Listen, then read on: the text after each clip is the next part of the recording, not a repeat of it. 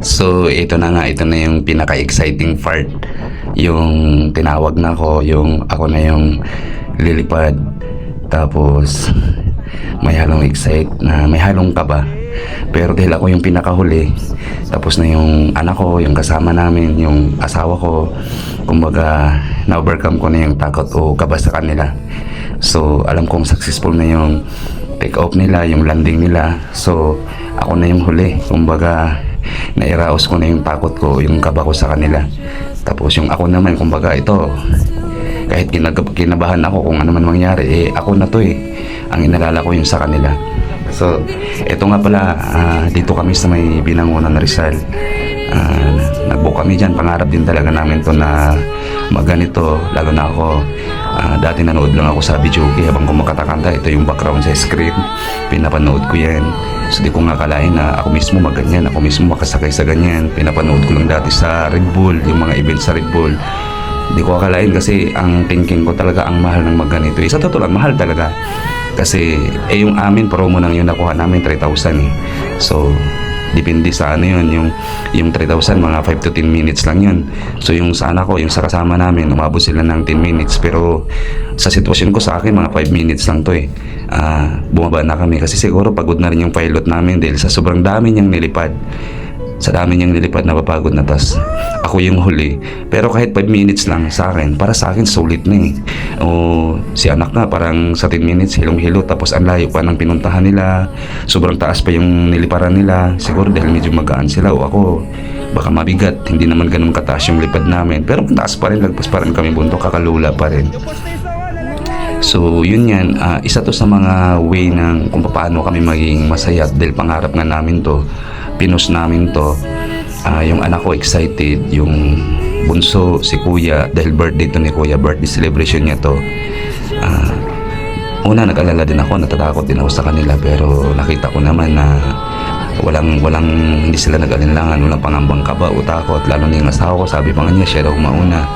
Pero ang nakakatuwa dito, nung kami na tinawag yung anak ko na si kuya, yung may birthday celebrant sa grupo namin, na siya yung maunang lilipad. So siyempre nakakatuwa, excited, kinantahan namin siya ng happy birthday. Then sunod naman yung kaibigan namin, yun din yung naglipad sa kanila, pero ibang pilot yun. Din yung pilot naman namin, Koreano to, din nilipad na din yung asawa ko. Ako sana mag-angkas dun sa bunso namin kasi bawal talaga solo yung bata, kailangan may kasamang adult. Kaso sabi ng pilot, mabigat na daw ako, tas kung magkarga pa ako ng bata, overweight na kami. So doon na lang sinakay si bunso dun sa mama niya kasi medyo magaan na silang dalawa. So ito na yung isa sa grabe siguro extreme sa nagawa namin sa buhay namin. Isa na din do sa kung gusto mo talaga kung paano ka maging masaya. Bawat isa naman kasi sa atin, kanya-kanya tayong paraan, kanya-kanya tayo ng gusto kung paano natin mapasaya yung sarili natin.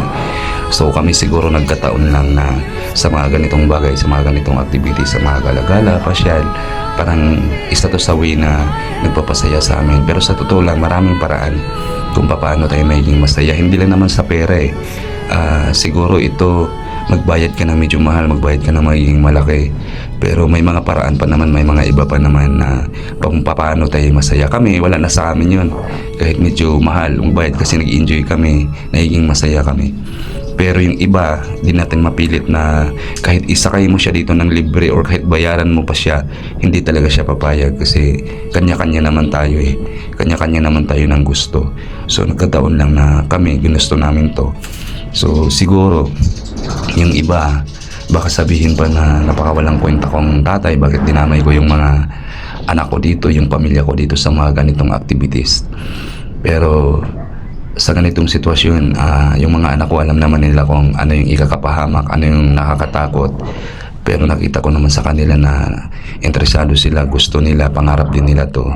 So sinusuportahan ko na lang. Pero syempre bilang isang ama, bilang isang tatay, di talaga may iwasan na matakot o kabahan, lalo na sa mga ganitong sitwasyon dahil hindi talaga natin masabi. So inano ko na lang talaga sa taas lahat, kumbaga dinasal ko na lang na humingi ako ng gabay kay God, gabayan kami, protektahan kami sa aming pag-take off, sa aming paglanding, na magiging okay naman lahat.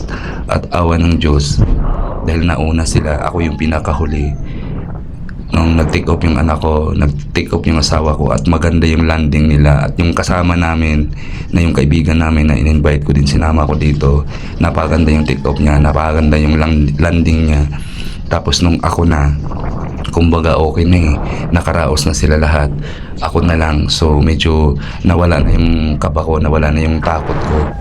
Tapos nung ako na, siyempre natakot ako para sa sarili ko, pero yun nga, kung ano man mangyari dito, bawat isa sa amin, dahil ginusto namin to, walang sisihan, walang anuhan. Pero siyempre yun nga, ulitin ko, nagdasal talaga kami, humingi kami ng gabay kay God, at awa ng Diyos, lahat kami sa grupo namin, maganda ang take off, maganda ang landing. Pero may iba din, may isa na medyo hindi maganda yung landing, na sana okay lang siya, dahil hindi siya naglanding dito sa inanuhan namin, sa ibang parang sumubsob doon sa damuhan. So medyo nakakatakot din, dahil hindi talaga natin makontrol yung oras o yung panahon.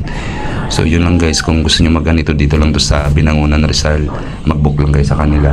Bye bye.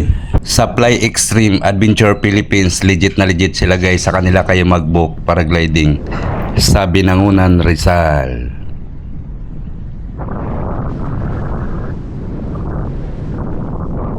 Thank you, Lord.